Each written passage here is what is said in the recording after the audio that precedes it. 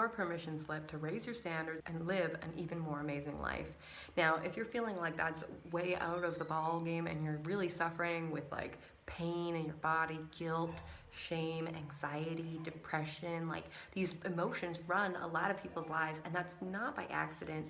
Our culture is set up to keep us in those emotions because it's easier to control people when they're in those emotions. But if you're on an awakening journey and you have recognized that those are there, you have taken the most crucial step to get out of that, which is to become aware that it's actually happening. I turned to so many things to find a solution to that, and a lot of it didn't work. A lot of it really didn't work for me, but some of it did. And those things that did work are the things I'm going to share with you today. Welcome. Today I'm here with JB Owen. She is the founder of Ignite and has a lot of stuff to talk to you today about world schooling, about facing your challenges while traveling, things that she's overcome to live the life that she really dreams of living, and follow through and how important that is. JB and I met at A-Fest in Costa Rica, 2015, I think it was, and it was a really magical moment for me. It was probably one of the moments that joygasm came through my mouth in my little elevator pitch, the best in my entire life. And then we got a time to spend time together a couple of years later while I was traveling, and now we're writing a book. I'm part of one of her books, so I'm really excited to do that. JB, for people who haven't met you before, can you just give them a quick overview of who you are and how you got to be where you are? Aw, thank you. Thanks for having me. That was a great intro. So my name is JB, and I'm really delighted to be talking to all of you because, I'm one of those people that did take my kids out of school, did break the norm, actually took my kids out of private school, which was really, something that I was sort of taught to do and follow, and it was supposed to be the right thing, and went world schooling with them and traveling, and it was probably the best thing I ever did. Now I'm back in sort of one spot. The kids are back in school, and that's been a really interesting journey, and I'm really fortunate to be publishing books and helping other people share their amazing stories. So thanks for having me. Yeah. So let's dive right into world schooling. Like, how did you find out about that? How did you decide to do it? I remember looking at your calendar across the world and being like, there's so many countries that she wants to go to. And just tell me a little bit about that.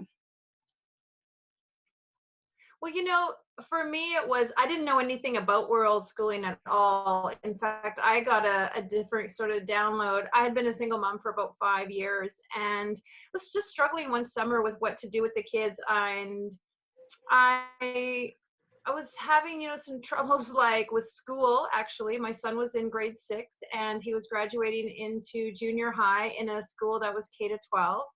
And at the end of this semester, they had told me that they weren't going to graduate him because not for intellectual reasons, but for behavior reasons. They felt holding him back a year would be a good lesson for him to learn how to behave, and the embarrassment of being with kids younger age might get him to stiffen up. And it was a real shock for me to hear that they wanted to hold him back. And when I sort of pressed into it more, that he go into grade 7 with his peers, he told me that he'd be medicated because he just needed to. They wanted me to medicate him. They wanted me to have him calm down, be more relaxed, fit in more with the classroom, ask less questions. And it was a real jarring experience for me to get that feedback from a school that I was paying thousands of dollars monthly for my kids to go to.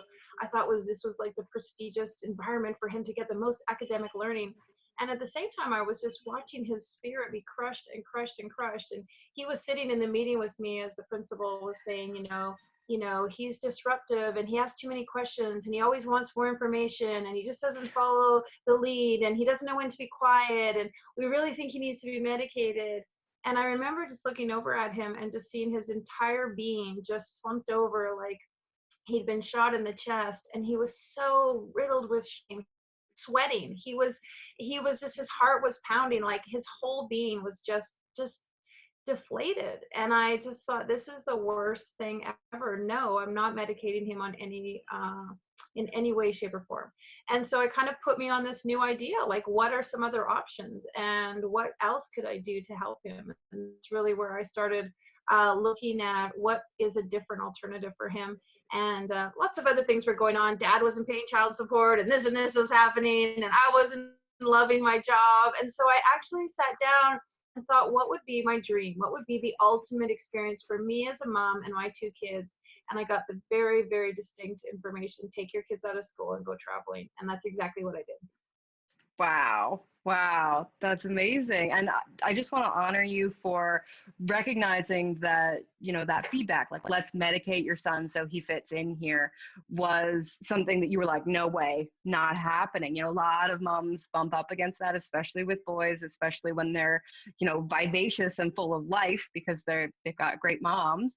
And so I just want to congratulate you for, choosing to make your own decision in that point and taking them out of school. So where did you go? What did you do? What was it like? I think you ran a business or launched a new project with them. I can't remember, but please tell me about that. Absolutely. I'll tell you more. I'll just go back to one other thing. For a lot of parents, I was really stuck in that regime of, the teachers know best, the principals know best, the doctors know best. And I got caught up in, everyone telling me what I should be doing with him. The school wanted me to have a psychologist look at him. They wanted him to be labeled so they could get special funding, so they could have another teacher. Like, the more and more I dug into it, there were so many other motives that the school really wanted. And it was really disappointing to me to realize, like, there was all these other options.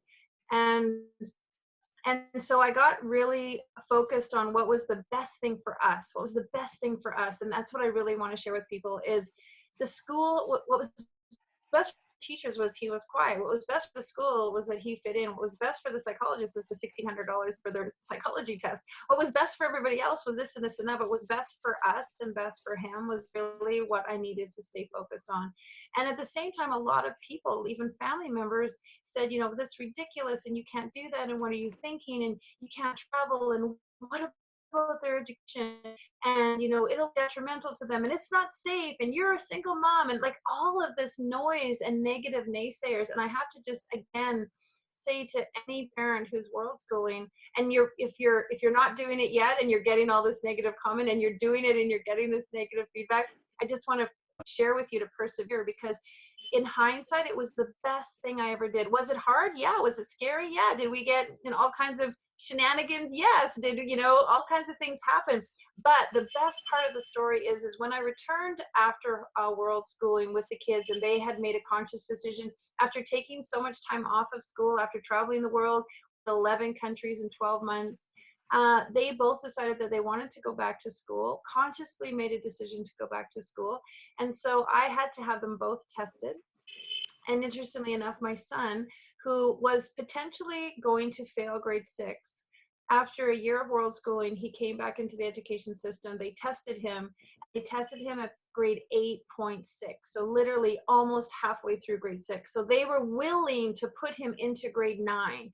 Instead of him, he would have gone into grade 6 that year, and they were putting him into grade 9. And so he literally jumped 2 grades just by having the experience of being out in the world, learning about new cultures, being in those historical sites, seeing the battlefields, stepping inside the castles, learning the psychology, the politics, the social structure behind all of the countries we went to, the discrimination, the prejudice, the currency, the politics. I mean, he was watching television and the Obama doing the address of the nation, and he was like into reading the newspapers when we would go places, because he suddenly got fascinated with the social structure of the world and wanting to do new things and doing research.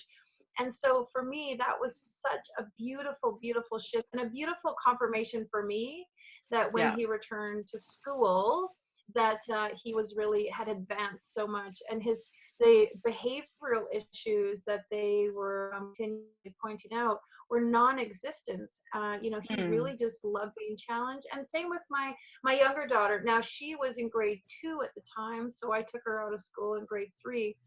And what I learned about her is some of the fundamentals she didn't learn in grade 3, or like things with math and spelling and sentence structure. So some of her fundamentals she missed out by not attending proper school, and that was on me. So it was really important that I teach her the fundamentals. And when she came back, she was also tested, and they said that she could advance into the next grade, and she actually chose to stay back a grade because she's like, Mom, I missed that grade in school, I want to do it. And so both kids had their real independence and individualism to decide what they wanted to be. And so they were a few years apart when they went out of school, and then she stayed back a year and he jumped ahead of 2 years, and so now they're like way different apart. So it's kind of an interesting thing, but they both decided consciously what they wanted to do, and now they love it. They absolutely love it. And I'm the one who wants to go world schooling more than them. Yeah. Okay, so let me answer your next. So I know you wanted to know program. So when world schooling, what the kids did was, well, I actually prompted it, but we got a binder, and they picked 12 countries that they wanted to visit, and they put them each in the binder. And then each binder section was one full month. So I made it a game for them. I made it their thing, and they got so enthusiastic about it because now it was their gig. And so they would spend nights and nights researching what cities to go to, what countries to visit, what to do in those cities. And then every city had to have a charity component. So all the time that we were traveling, each thing we did in each country we went to, our specific objective was to support a charity and raise money for charity. So, but I let the kids decide. I let the kids decide what countries, what cities, what charities, and what endeavors that they were going to do. And so we helped the orphans in Mexico. We worked with the turtles, helping the turtle refugees. Rescue center in Costa Rica. They were doing Syrian refugees while they were in Greece. So they really got invested in the process, and that's what made the whole time away so enjoyable, because they didn't feel like they were being dragged around. They didn't feel like they were just lugging their suitcases from place to place. They had their binder, they had their objectives, and so they got really enthusiastic about what was next, what were we doing, what was our objective, how much money do we want to raise, what was it all, who are the people involved, and that was really what made that time away out of school so powerful for them. Wow. Yeah. And then getting to consciously choose to go back into it, being like, you know, have your son having behavioral challenges beforehand, and then realizing, you know, probably having a wealth of, you know, working with charities in different places and helping people who don't have anything near what you guys have in life, and getting a real sense of perspective of the privilege that he was born into, and the experience of that, and then being like, oh, okay, and then consciously choosing to re-enter the school system 2 grades ahead, which is something that most people don't get to choose at all. You know, if you're bored in school, you just kind of like lug along until everybody catches up, and you spend 2 years of your life waiting for things to get interesting, at which point you've like normalized being bored all the time. So that's really amazing that he got to have that opportunity and change that. Wow. So just like, so you raised money for charities in every country that you went to. Yeah, we did, and we blogged in every country, did interviews. The kids were on radio and television stations. They were doing newspaper articles. I mean, they really became little spokespeople for the charities that we were supporting. They started their own organization called Just Give, and it was really cool because I had this idea to take the kids out of school. I kind of got the download and do it, but I was still a little bit nervous. And one day while I was driving the kids to school, we were sitting at a red light, and I asked the kids, what do you want to do for the summer? Kind of knowing that I had this idea in plan.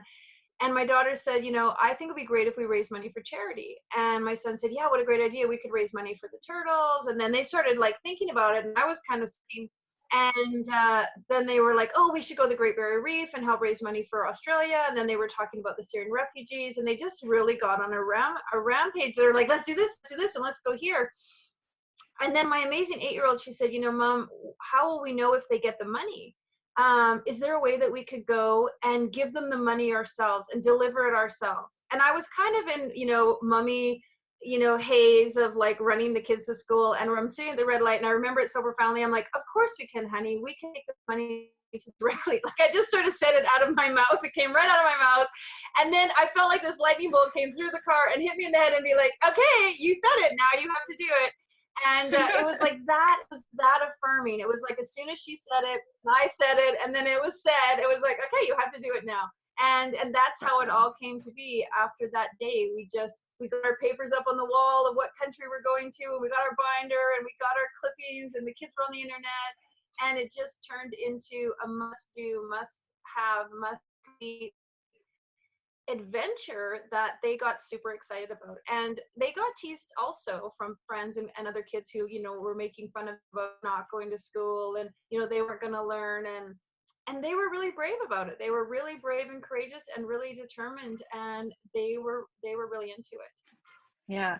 Can you share a little bit about how you supported your kids when they were being teased about not going to school because they were going to start world schooling? Yeah, well, we what I told them was, people are always going to say something. It doesn't matter what you do. It doesn't matter what you do in life, somebody's going to agree to it, and some people are not. I think on the way towards world schooling, or when we started it and it was a plan and we were, executing it, they did get a lot of people say kind of negative things. Fascinatingly enough, when they came back and re-entered and reconnected with some of their friends, it was amazing to me because they would they would say like, "Oh, I can't believe it! I just saw so and so after so long. We hadn't seen each other in over a year." And I tried to tell her about, like, did you know that the currency in Turkey is da da da da, and she just couldn't relate. And then I was talking about how in the Dominican Republic, the people only have the lowest literacy rate, and she couldn't really understand me. She didn't know what I was talking about, and so that they actually found that their friends were, didn't have the same interests as them, or didn't relate in the same way. And especially my son, when he came back to junior high, he found that kids were really mean and judgmental and teasing and brutal, and he just said, I don't understand it. Like, I just don't understand why kids are like that. Like, we're all one, we're all one people, we all belong to this earth. We're all like, it doesn't matter what color you are, it doesn't matter where you come from, it doesn't matter what accent you have. And he was really kind of appalled at the racism or the prejudice that was going on in the schools at a junior high level. And he just couldn't understand it. He for him it was just so unfathomable, because he just spent so long traveling, seeing different people with different economic standards and different racial problems and different societal things imposed upon them. And he just thought that there were so many people that just didn't get it. He kept saying, they don't get it, they don't get it, they don't get it.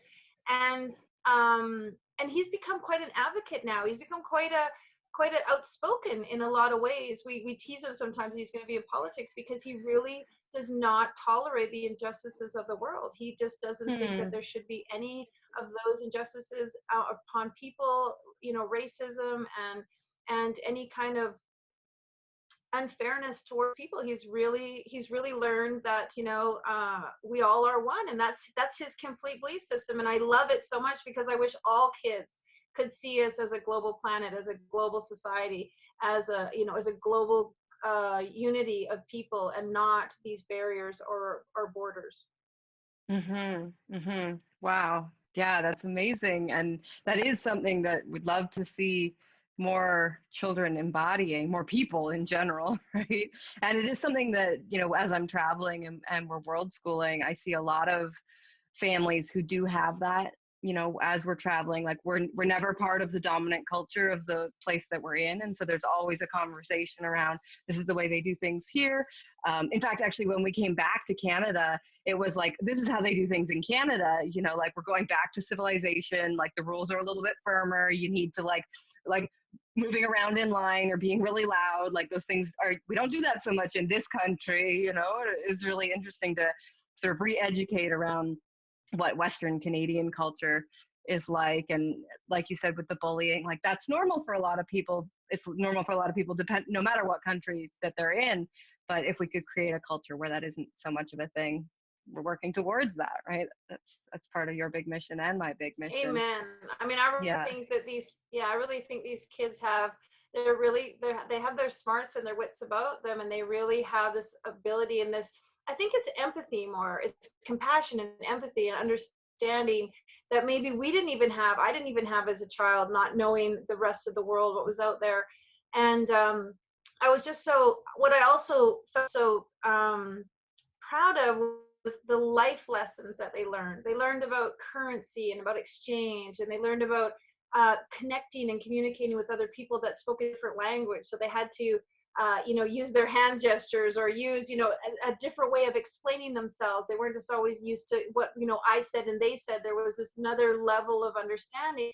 They learned politics, and they learned about the subways or the transportation system. And sometimes it was a bus and a train and a tuk-tuk and all these different things. And they learned adaptability.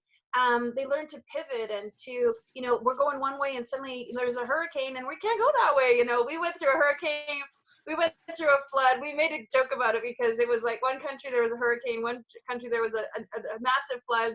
There was another like category 5 windstorm somewhere else we were, and we kept teasing ourselves because we got all of these elements, all of these things happened to us, and we survived and we persevered. And I think we talk so much about what the kids went through, but for a moment, I'll just say for me as a mom and as a person, I kind of felt like I put my superhero cape on, and I really stepped up to be a better version of myself that I never knew was possible, because I had to figure it out. I had to find a way. I had to do things that I never thought I would do. And I survived and I persevered and I got stronger. And the most important thing was we as a unit became stronger. And I came home saying, my kids are my best friends. And I had a lot of other people tease me about that and say, oh, that's ridiculous, and you should never say that. And I said, no, I don't think you really understand, because they did become my best friends. I mean, they had to watch my back when I was somewhere, my backpack, or they had to, there were times when I wasn't feeling well, or I had, like bad stomach ache, or I couldn't get out of bed, and they had to support me. There were times when, we were, on a hunt for an avocado. That was like the big goal of the day, to find a ripe avocado. And they became my best friends. They became my partners, my supporters. We figured things out together. We had amazing adventures. My son had me cliff diving in Spain. I was terrified. We were in a river in Costa Rica, and they were yelling at us to get out because of the alligators. I mean, we had major adventures, and we just formed this incredible bond. And to this day, like, they are my confidants. They're my supporters. They're the people I go to for so many different things. The parent-child hierarchy was really diminished a lot, and it became, am I a parent, and do I parent them, and do I do things for them on a parenting level that they need to know as a parent? Yes. And are they children and have their responsibilities and their level? Yes. But as people, as human beings, as two human souls, we are on this incredibly equal parallel, and that's what's so beautiful. That's what worldschooling really gave us. That's amazing. That's amazing. I want to dive in and just say, like, was there a big challenge that you personally faced, either in the preparation for leaving or like along the way? Was there something that was like, just, you really had to redefine, you talked about getting closer with your kids, and just take a moment, and if there's something you want to share. Well, I was quite public about my trip because we were raising money. So we were on social media every day, sometimes more than once or twice a day. And we were, we did these boxes of joy that we called them for the kids in the Dominican to raise money for school supplies. And people would criticize. They would say, like, are you really raising money for them? Or are you raising money so you guys can go and have to go to the beach or whatever? So we had a lot of people publicly negative on our social media. We were in Mexico, and we were in a place that had no toilets, and we actually raised money for the orphanage to actually install plumbing so they could have toilets. And on social media, I showed that the kids were going to the bathroom in buckets. And I mentioned, kids have to go to the bathroom in a bucket because that's what these kids in Mexico are living with. And we had a terrible backlash, people saying, you're a horrible mom. How dare you make your kids go to the bathroom in a bucket? That's horrible. Why are you doing that to them? And it was interesting for me because I felt like, wow, there are millions of children on the planet who go to the bathroom in a bucket in all different countries. Wake up, people. Like, you're so lucky to live in North America and have a toilet. There are millions of kids who have to use a bucket. And yet I found so many people were really critical and judgmental on social media, quite nasty at times. The kids were helping the Syrian refugees in Greece, and picking up clothes that were strewn on the beach. And people would say like, why are you subjecting your kids to that horribleness? And I would say for me, that was the most heartbreaking thing, because people kept blaming me. They kept saying, it's terrible Mm. what you're doing. And, you should just pack up and go home, and you're going to scar your kids for life. And I would say that was my biggest challenge. In hindsight, maybe I would have done it differently. Maybe I would have just kept it private. Maybe I wouldn't have told anyone. But when I really analyze it and I look back at it, it's such a great platform to say to people like, those children that have come from Syria that are on the beach and lost their families, that's their reality. And my kids are on the beach helping them by picking up their lost clothes or their luggage that's been, washed up on shore. Like, they're there as support. They're there to help. The kids have this amazing ability to connect with each other. I call it like telepathic messaging. Like, kids are like, oh, they can talk to each other even though they don't even speak the same language. And when my child was helping another child and they didn't even speak the same language, and there was this empathy and this compassion, this connection, I know that they made this massive difference with the kids. Who they were teaching English to kids. They were helping kids, find their families. I mean, this was a big thing. And I didn't feel like it was scarring them for life. And someone said to me like, your 8-year-old, 9-year-old, she's never going to remember this. And I said, I totally disagree with you. She may not remember every single thing we did, but when she's 18 years old and she's making a decision about her life, she's going to make a decision based on what she learned when she was 8 years old. She's going to make a decision out of compassion, empathy, and clarity based on what she learned of who she wants to be in life. So yes, she missed some time in a classroom. Yes, she didn't learn everything there was to know about put your stuff in your cubby and hang your coat on your hook. But she learned a whole bunch of other stuff that's going to help her be a better person for humanity, Yeah. I get on my soapbox a tiny bit. That's okay. I got tears in my eyes because it's just like, yes, like, she didn't learn everything about putting her jacket in her cubby perfect, but like she's picking clothing from like that's been like strewn from people's lives. So people's lives exploded all over the beach, and just like bringing it all back together, Right. And totally, you're right about the empathy and the connection. So how did you said you faced a lot of backlash. Did you steel yourself against it? Did you come back with more compassion for those people? What was your inner process to deal with that? It sounds terrible. Yeah, it was hard. I mean, I just persevered. There were times and there were dark days where I would just sort of go offline, or I'd be quiet, or I would, just not retaliate or not explain myself. So there were times where it was hard, but I remember when we were in the Dominican Republic, we got there and, some people were like, oh, it must be nice to be so wealthy to like travel around the world. And it was the opposite of that. I mean, I sold everything I had. I sold my car. I put everything in storage. I went, obviously quit my job and went and did it. And there were times where we were living on a bag of rice and a carton of eggs for a whole week. There were times where we were taking one banana and cutting it into 3 so we could all have a piece.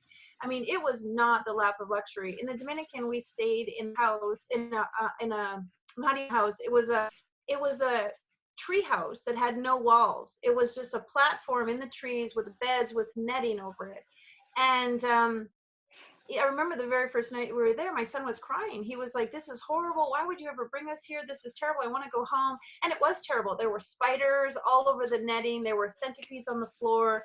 There were tarantulas. Like, I'd never seen a tarantula so big in a zoo that I saw like in my treehouse. How I remember big I was was it? Show me your sweeping at hand. like 2 o'clock at night, and the kids were like, my daughter's like, what are you doing? I'm like, well, in the Dominican, you have to sweep at night and keep the floors clean. And there was like a tarantula. And I remember him saying like, I hate it here. I can't believe you brought me here. This is horrible. And I said, you know what? I tell you what, if by the end of the week you hate it this much, I promise we will leave and I will take you home. And that was, Sunday night we got there. And by Friday, we had gone to the orphanage and we had started working with the kids. And by Friday night, we went to bed that night and he's like, Mom, I love my new friends.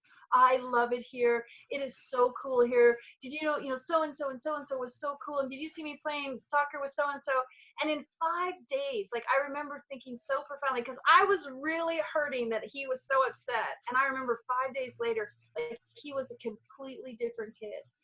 And the spiders became a joke, and it was like almost like as soon as the spiders didn't matter, they just went away. Like there was less of them in the treehouse.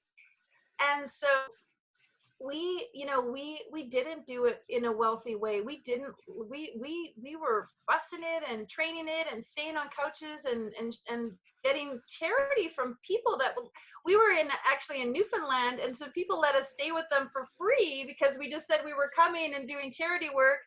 And they lent us their car and they gave us their cabin and they said, you guys can just stay there. So we saw the generosity of humanity on the most amazing level. And I would be in the village, and the village people who have very little would come and give us some of their food just to share. And so we saw things that my neighbors have never come over here in Canada and shared some of their dinner with me. And yet I had people in third world countries who have make $100 a month bringing over rice to share with us because we were foreigners. Like, it was an incredible awakening into the power of humanity and into the power of human giving. And so that kept me going. That kept me saying, like, you can sit in your home and whatever, New York, and judge me on social media, but you don't really know what's going on with these people who may not have a lot of money, but they have a lot of human awareness of one another, feelings, emotions, support, caring for each other, community, family are number one to them. And we would move into a village and we were suddenly family. And that wasn't happening in my own neighborhood back home. Mm-hmm. Yeah, I remember coming back from my first trip to Australia and then Asia, and just being like totally culture shocked by the isolationism of Western suburban culture, just being like, like toilets and indoor heating and how much space there is in between everybody and how disconnected they are is really challenging. And definitely that piece that you spoke to about family and being welcomed into families and being connected to people like that is really, really, really true. That there are a lot of cultures that understand family a lot better than Canadian Western culture, American Western culture. Yeah, the first thing we did when we got home was the kids' grandparents and my parents took us out for Sunday brunch at the hotel. And Sunday brunch at a hotel, it was like we got there, and I remember the three of us just standing there like in shock because there was so much food on the buffet at the Sunday brunch at the hotel that it could have fed the whole village that we had just been living in like 24 hours before. And we all were just sort of like, oh, like it was really shocking for us. And it's sad to say because now we're not traveling. We travel every year. So I still take the kids out of school a month early. So every May we're off and out the door, and we spend 4 months traveling. And they always leave school early and we go and do stuff. But it's just been a really interesting awareness. And there is this ability to toggle in and out. I think what I've learned is it used to be all nothing or all everything, and it doesn't have to be that way. And what the school system gives the kids, I now know how to supplement through other people, other cultures, other communities, other organizations, other trainings that they can take. And they've learned now that, this is when we travel, and this is how we do things here, and this is how we do things when we're home and we're back in school. And they're fabulous travelers. They're super independent. They've spent weeks at a time at their grandparents or traveling to different countries, flying by themselves, doing things. So their independence level is fantastic. And overall, like, it was the best thing we did. It really was the best thing we did, despite anyone else's criticism. For us as a family, it was the best thing we ever did. And that's my advocacy. It doesn't matter what anyone thinks. It doesn't matter what is great for someone else. I remember my son coming back home, and his best friend across the street could never play with him because he was at piano lessons, or he was at violin lessons, or he was doing his tutoring, or like his parents just had him regimented to get into Ivy League school. And that's okay for them. That's what they want. We want something different. And part of what we want is being in other cultures, meeting other people, and doing something to raise the elevation of humanity. And that's just been our platform ever since. And it's led me to do my business and everything that we do. We always think about how can this raise the vibration. Because as I was traveling, I realized what's the future for my kids? What is their kids' future? And where are we going as a society? Where is this planet headed with all of the environmental issues and the political issues? What is going to be life like for them? And I very much realize I have to be an advocate for them, to be an advocate for the planet. They have to be educated well enough to know that they have to step up and help planet survive, help society evolve, help humanity be caring about one another. And I've suddenly shifted from worried about them to realizing, like, if all of us can really work hard to create this really evolved children, that now we've got a chance. The world future, we've got a chance with the future, because kids are so much more aware of things that I was never aware of as a child. They're so much more conscious of gender, sure. and of equality, and of this world view, versus, you know, I'm from Canada, or I'm from even my neighborhood. So now if we train these kids, train them, teach them, expose them, give them information, they can make really, really good decisions that will help our future. And ultimately, I'm going to be an old person when they are running the world. And so as an old person, I want them to have the passion and the understanding to know what my generation's going through. So it's a really important skill of life that we have to start attending to. Yeah, for sure. So all of that, like, super potent, and I think a lot of that led you to what you're doing right now, which is the Ignite books, which is this plethora of just books that seem to be streaming through you and the many authors, of which I'm one of them. You know, I'm super excited to be launching the Ignite Female Changemakers with you in the next couple of weeks. I can't believe it's coming up in the next couple of weeks. And it's been a really profound and transformative experience for me to really own that, to be like, oh, like, you know, you gave me a choice of which book do I want to be in? And I was like, change makers, you know? And now it's like, oh yeah, change makers, you know, and standing in that and coming into clarity with that really powerful story and all of that. And you're helping people in so many ways to be those leaders for their children, for the communities at large, to help ignite people into that mission, that service, whatever it is for them, to be able to really stand proud and stand tall and take sort of that journey that you took your kids on, not necessarily across the world, but through themselves, to find out where and what. How did Ignite start? Like, how did that happen? Well, thank you. That was such a great description. I mean, the word ignite really, all of us have this picture of something, starting, this ignition point. And what I realize is so many people have a story. I mean, not so many, we all have a story. Every one of us has a profound and important story. As individuals, we really can relate to the common story of perseverance, dedication, determination. And that storyline is universal amongst all of us. It doesn't matter what country we live in. It doesn't matter our age. We can understand the desire for more. We can understand wishes. We can understand challenge, and even tragedy. And what happens is we all have those moments in our life where something has happened to us that has profoundly changed us. There was this profound moment where I'm like, I'm taking my kids out of school and I'm going traveling. There was this profound moment where I decided, like, I was going to be a different human being. I was going to be a different kind of mom. And those ignition points, those ignite points, often are just forgotten, and they are glossed over by what I should have done, could have done, had to do, still need to do.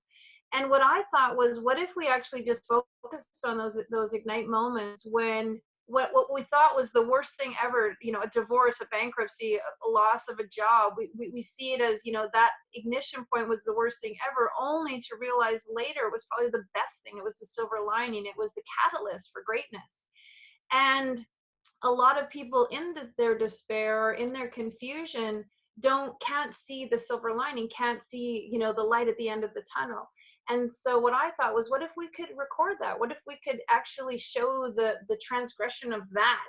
Started out here, my life was like this, my childhood was like this, I did this. And then suddenly there was this moment where I was transformed, and now my life took off a completely different meaning. And I felt like those stories would be profoundly changing, motivating, and inspiring for other individuals around the planet, globally. Nothing to do with age, race, or the amount of money that you make. And so I thought, we got to do this. We got to do this. And so it started out, I asked 35 amazing women if they would come together to tell stories about women having these ignite moments that are empowering them to be the greatest versions of themselves. And we had 47 women sign up. So instantly we had 2 books. I know, it was great. We stepped right into female leaders, and it just grew from there. What happened was so many authors came to me and said, I want to talk about parenting. I want to talk about love life. I want to talk about leadership. I want to talk about consciousness. And it just has been this amazing gift and mission that God has given me to go forth and help people share their stories, because ultimately, if we go right back in time, stories around the campfire was what educated the younger generation. It's what bonded the family. It's what brought together the unity of all of the tribes of human, evolution. And so stories are getting lost because now suddenly we're texting, or we're just watching YouTubes, or we're just, we're still doing stories in a different way. But I was like, how can we use stories to profoundly inspire positive content, positive messaging? Because I'm just like every other person, I get on Netflix or I get on Facebook, and, we're drawn to the negative, we're drawn to the dramatic. And so I really got passionate about, how do we create positive content? How do we create uplifting content? And instead of making it up, why don't we just tell the real life stories of each other?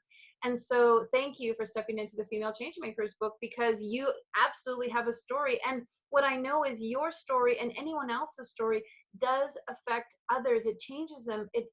We all think like, well, is anyone going to read my story? Well, absolutely. Like yours, there's absolutely thousands of people out there who can relate to what you went through and can benefit from your story. You're just a few steps ahead of them. And if you think like, so many times, like I think like, oh, someone who only would have told me, like if someone would have known what I was going to do and would have warned me, like I would be in a different place. And of course, yes, it was my journey, but in reading real life stories of what people really went through, and then what became of it, because the neat thing is we all have a choice. We have a choice to be a hero or a villain. It absolutely is true. A guy can cut you off while you're driving on the road, and you can decide in that split second, are you going to go after him and cut him off and be the villain?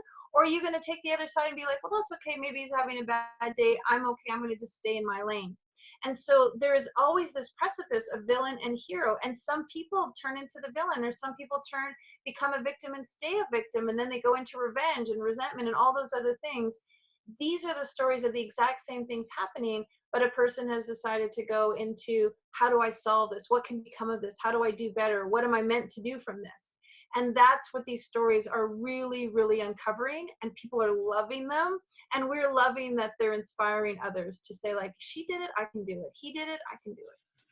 Yeah, that's so huge. And that the essence of that is really what inspired me to start writing, what inspired me to start sharing in the first place. All of the stories was because it was like, I don't think anybody should have to go through what I went through. What I went through was terrible, and I didn't talk about it at the time because there wasn't a place for me to talk about it, or I didn't feel like there was. And in reality, like creating a place is a huge part of what I'm working towards now. Is like, where can we share those stories? Is what you're doing as well, and people not having to go through the same mistakes.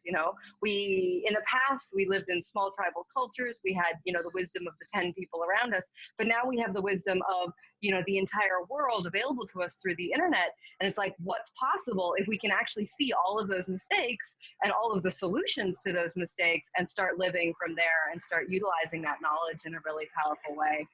I've got a helicopter or something above me. I'm not sure how loud that is, but well, and the neat thing also is the transformation for the author, because the author, the other piece that people don't realize is like, when something happens to us, we find a meaning to it. So the guy cut me off, and he did it because, he's a jerk, or, he wanted to hurt me, or he was after me. And we assign a meaning to it, which could not, in very many variables, not be true. And yet we've assigned a meaning. My dad said this to me, and that's what that meant. Or this happened to me, my teacher did this, and so therefore I'm a bad person, or I'm never going to make it in life. And we assign a meaning to a situation, and we hang on to it, and we go through our lives believing that, until something different happens to us and we are awakened to a new experience. When you write about it and you can look back on it, you're able to assign a new meaning to it. And so the writing process is super cathartic for so many individuals. It's healing, it's transformative, because you can take a situation and now not only learn from it and look back at it, but then reassign a new meaning to it. And part of that new meaning is how to help others.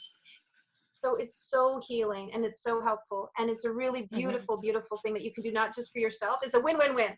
You get to write, Yeah. you get to get published, you get to become a bestseller, you get to share with others, you get to inspire others. And so all along the way, it's just win-win. And that's really what I'm all about and what Ignite is all about. And what I think you and your viewers are moving in towards. What can we do to help each other? How can it be a win-win for everyone? Because same with the traveling and the world schooling that you did with your family, it's like a win for you, and then you get to stand with your values and not put your son on drugs, and and your kids get like wild experiences and to grow as people, and the people that you're showing up for and that you're interacting with get to be benefited from receiving help that they wouldn't have had if your family hadn't gone on that adventure, right? And I think the more places we can look for win-win-wins instead of win-loss, or like victim, I don't know what, I can't remember what the other side of victim is, but that other thing, Well, I'm perpetrator. into win. I'm into the triple, like I'm into the triangle win. I win, you win, and you and I winning, somebody else wins too. So that's Yeah, really how our a new paradigm for all of us is like, I don't, it's not just me win and you win. It's like, because we win, a third person wins. And I think if yeah. we can teach that to our kids, that is a real benefit. If they can understand that life lesson, and you and I winning, another person will win, and you and I collaborating, another person will benefit from it. I think now we have a chance. Now the society can really go further because it's a win-win-win. Will you share a little bit about what your vision for a future society looks like? You're 40 years from now, and your kids are all grown and they've done something really beautiful with their lives and with the world. Like, do you have a vision for what that looks like? Well, I was interviewed a few years ago in a magazine, and they said, what's your greatest accomplishment to be? And I said, my greatest accomplishment will be at both of my child's 50th birthdays. I'm so fortunate now to have two stepkids. While we're world schooling and world traveling, I did meet the love of my life, and he was with world schooling with his kids. And so now I have four kids, and really, for me, if I could sit at all of their 50th birthday parties and know that I got to spend 50 years of their childhood and their lives, and watching them go through the major transitions and transformations of their life, that would be the best win-win for me, because I've been very fortunate. My mom is still with me, and I get to experience and enjoy her all the time. And even at 30 and 40 and 45 and 49, I still need my mom, and in so many different ways. And so I think it's a real gift. It's a real goal. Financially, not whatever, business wise, who cares? But if I can be there for my kids through all their milestones to support them, I think that's the most important thing for me as a person, to just really see them, and watch them and be there for them, because we all think we're grown up, we all think we're parents, and we are parents, and some of us even grandparents, but ultimately, like, having that support system. And some of us may not have our moms, but we have a support system. And I think that's maybe what's lacking in society, is we just really let go of our support systems on each other. We become sort of this independent, I got to do it all on my own kind of single mom syndrome. And then, like, it's us against them kind of, family, neighborhood battles or whatever. And it's like, we need support. We need to support each other. And I think that's what world schooling does, is because in a lot of ways, you meet other world schoolers, you meet other people who are traveling, you meet other people who are sacrificing a lot to have a certain type of lifestyle, and they suddenly become a support for each other, and they become like an extended family. And that is what we need. We all need each other way more than we have sort of set ourselves up to be. So I think that would be the 40-year goal, is to just really see this stronger family connection amongst all of us as human beings, as individuals, in a society where we're working together for the benefit of us as a species.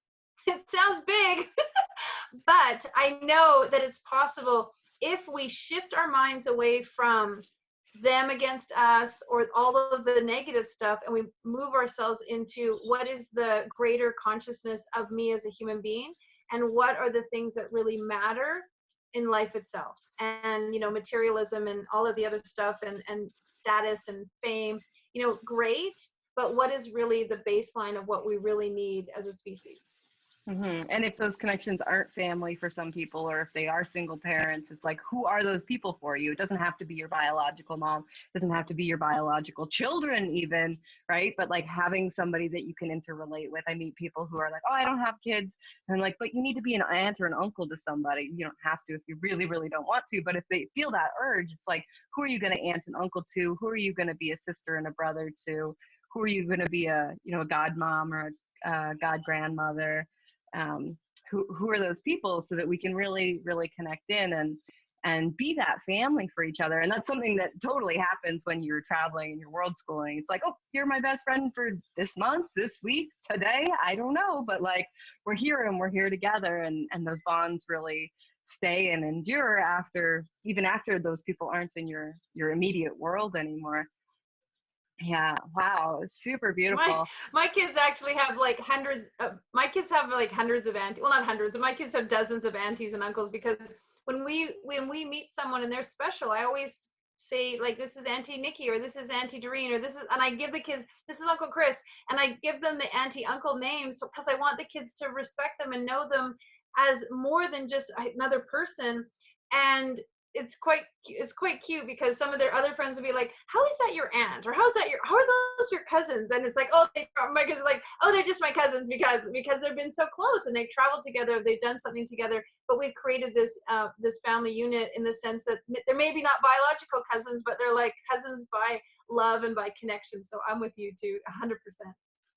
And I've lived in a household like that, where we were all brothers and sisters to each other. We were all similar ages, and it was so beautiful. It deepened the intimacy. It changed the way that we connected.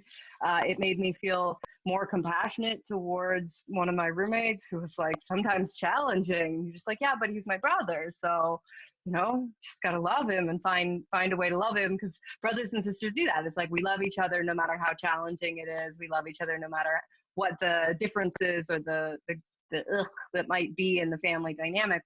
There's always this like baseline of connection and love. And if we could broaden that from just physiological brother sister to, we're all human being brothers and sisters, like we all, it doesn't matter what race, doesn't matter where we're from, doesn't matter what, like we all are brothers and sisters and aunties and uncles and family to each other. So, oh, that's so beautiful. Is there anything else? I mean, this has been a really great I want to time. share one more thing that just came up.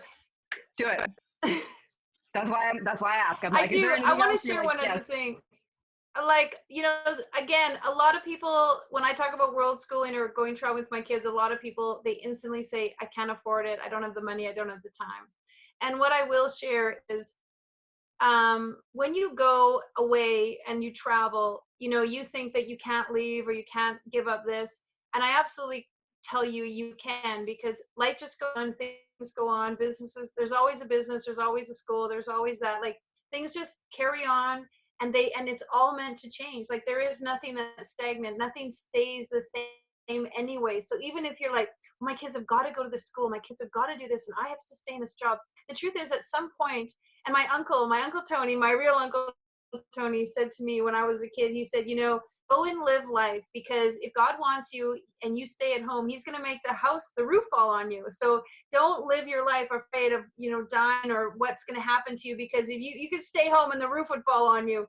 And I thought that was such a neat thing. I mean, he told me when I was 12 years old, and I thought, it's so true. And he's like, go and live your life, go and do what you want to do, go out, because it's all, no matter what, life changes, things change. There's no safety net anywhere. There's no for sure. There's no guarantee. So go and do your life.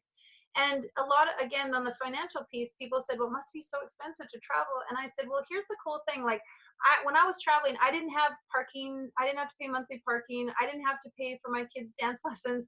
I didn't have to pay for my television, cable TV. I didn't have school fees. Like, there were so many costs being in one place. I didn't have utilities. I didn't have a mortgage. So all of that money that I would have, like, I took my kids ziplining in Costa Rica, and people were commenting on my Facebook, wow, it must be nice. You must have so much money to take them ziplining. And I thought, like, wow, I texted her back. I said, "Do you take your kids to ballet every month?" And she's like, "Yeah, it costs me like $550 a month." And I said, "Well, guess what? Like that was their thing. It was exactly the same thing.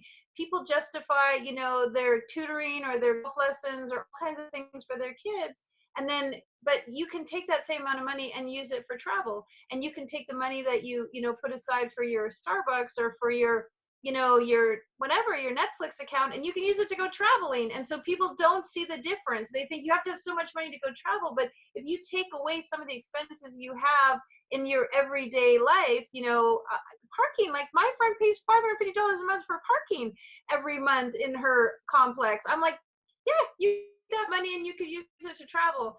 So that's just one of the common misconceptions that I think people have, that it's costs so much money to travel. And the other thing is, a lot of times in different countries, the rent and the food. I loved it in Europe because it was like €1 to get like a to get a big bag of bread or a big loaf of bread, and then €1 to get like a thing of cheese, and €1 to get meat, and we'd have like big sandwiches for €3. You couldn't do that at home for $3. So that is one of the things I would just share with you, that it's not what you think it is. There's so many possibilities. And my second thing is let them know that they are not dragged around by you, that mommy and daddy aren't making all the decisions, that you're not just, we're here now and we're here now and we're here now. Get them involved in like looking forward to getting somewhere because there's something for them, and making everything fun. We were in Berlin in the subway. We couldn't find our way out. So we made a joke that it was like, okay, it's an escape room. How do we find a way out of here?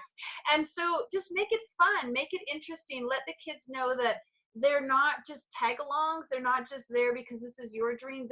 They put things in place so they know that they are decision makers, that they get to make choices. And also know that if you've got a big plan to do something, and the kids wake up and they've got a ache, like that's okay. It shifted, the plan shifted for a reason.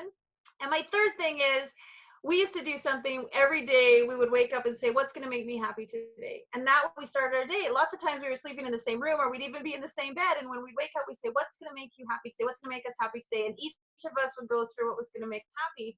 And sometimes it was going to be happy to, stay indoors and read a book. Some days it was, one day my daughter's like, I want to see a great white shark today. And I was like, oh, how am I going to do that? But it was so cool because we were in Barcelona and they have a giant aquarium there with great white sharks in it. And so I didn't tell her. I said, oh, you want to see a great white shark today? She's like, okay. I'm like, here is a treasure map. And I gave her directions and street numbers and subways things. And we went on this great adventure. She had to find the street. She had to find the subways. She had to find where we were going.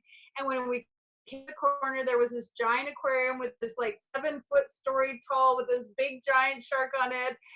And so they learned a sense of reward. They learned a sense of doing to get reward. They learned a sense of self-challenge to accomplish something. And so those are the things that made our trips so enjoyable, because kids were super involved and they saw the quantum leaps that they went through to get to a certain place. And that made it really, really amazing. Yeah. Wow. Yeah. I love what would you do? What would make today? Like, what would make you happy today? It's just like so simple, but then aiming to achieve that during the day is so beautiful. And I wanted to touch base on just like costs of traveling. I moved to Mexico the first time because realized I couldn't afford my rent where I was in Calgary. And I was like, I can live like a queen on my, web design salary or web design freelancing in Mexico, or I can barely make my ends meet in Canada. And I was like, well, that seems like a little bit of a no-brainer, And so I took us to Mexico, and Alex and I traveled for years. We traveled for years on less than like 20,000 Canadian, no problem. We didn't necessarily do all of the exciting things, but it just depends on where you're spending your money. And totally what you said, it's like you're spending money on coffee, you're going to spend money on coffee there.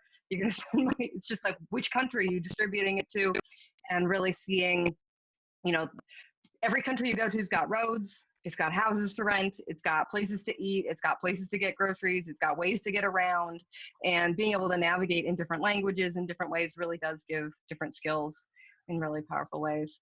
So let's wrap this up, and I'd love to have you back on another time. I'd be totally happy to do that. and I'm super grateful for the time that you spent today. If people want to get a hold of you around the Ignite books, if they want to become authors or if they want to read one of the books, how do they go about doing that? Yeah, thank you for asking. Well, I'm sure you all have many amazing stories. If you're world schooling, traveling with your kids, just raising kids, being parents, being single parents, even just navigating your own relationships and your own dynamic with health. I mean, it's this incredible journey and a story. So we'd love to hear from you. You can reach out to me personally, jb@igniteu.life, or you can check out our books at igniteu.life.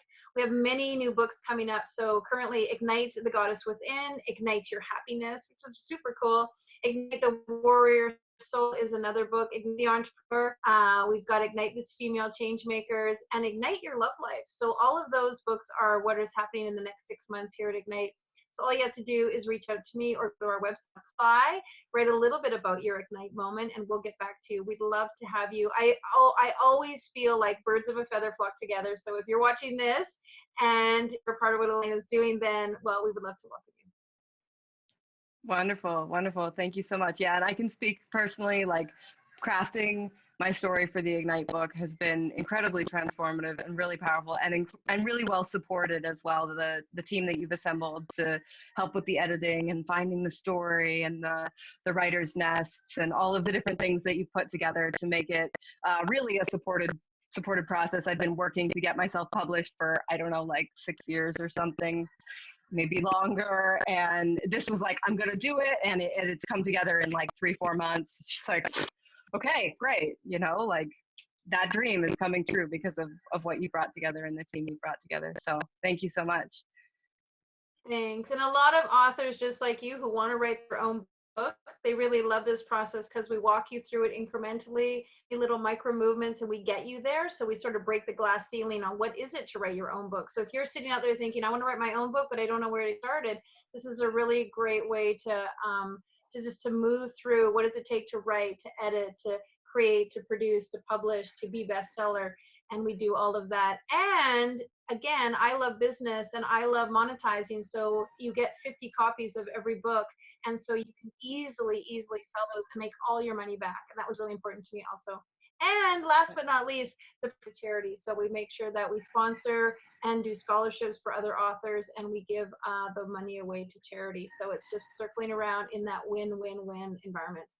Oh, wonderful. I didn't even know that. So that I just feel like a little more like, yes, so good.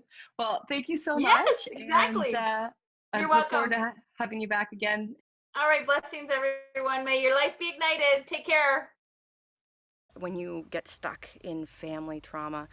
My name's Elena Harder, and I'm here to support the end of family trauma. I'm on a big mission to end family trauma in this generation, and so I'm working with conscious moms to create a powerful change where we can become bulletproof, where we have no triggers, where our children cannot touch us no matter what they throw at us, so that we can be the kind of moms that we needed and the kind of moms that we want to be for this new generation, so that we can end rape, we can end trauma, we can end neglect, we can end sexual shame, we can end consumerism, we can end screen addiction, we can end all of these things by how we choose to parent and how we show up in the world.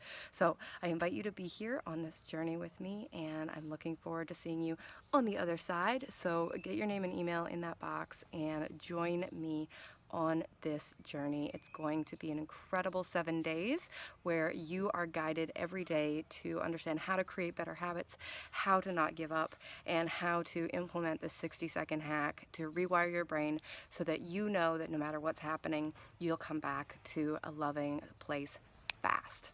I love you. I'll see you on the other side.